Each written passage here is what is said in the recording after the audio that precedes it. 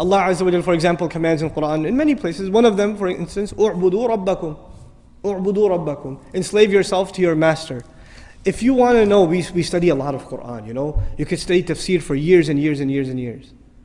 And somebody, my teacher asked me actually, one time I was studying with him, and I'd been studying, not years, I was studying Qur'an with him for like 6 months, and he asked me, give me the summary of the Qur'an, one sentence.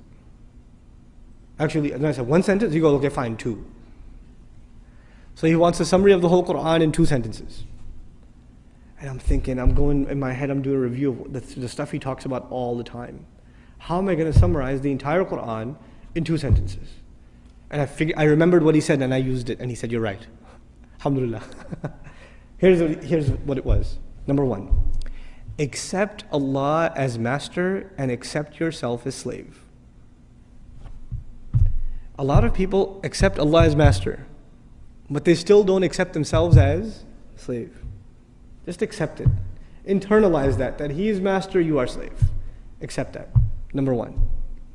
And after you accept that, the second sentence, accept that this guidance is only beneficial to people who accept themselves as slaves.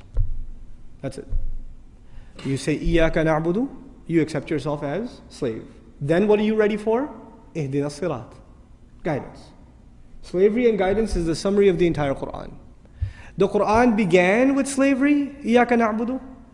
It begins with slavery, and at the end, again, he calls himself master, which alludes to us as what? If he's the master of the people are his slaves. Ends with slavery. So this is the heart of the matter. A lot of people have no hard time accepting Allah as the creator. That's okay. That's not the hard part. Or accepting Allah as merciful, or as wise, or as powerful, or as one. All of that stuff's easy. Because you know, if you accept Allah as one, there may not be any implications on you. Allah is one, that's nice, I'm still going to do what I'm going to do. Allah is really merciful, great. I still have my life. But if you say Allah is master, then what does that make me? That makes me slave. And to put it in very simple terms, the difference between a free person and a slave person is very simple. It's not a complicated subject. The difference between a free person and a slave person is, a free person does whatever he or she wants. What does a slave do? A slave cannot do what he or she wants. If a slave did what he or she wanted, then they would be considered free. The only thing that makes them a slave is they do what the master wants. If you accept that your will comes under the will of Allah, your will has to be submitted like a slave before the will of the master. Then you've understood what this book is, what this message is. That's the summary of this message. It sounds very simple. I mean, it takes 5 minutes to explain, but internalizing that is a lifelong struggle.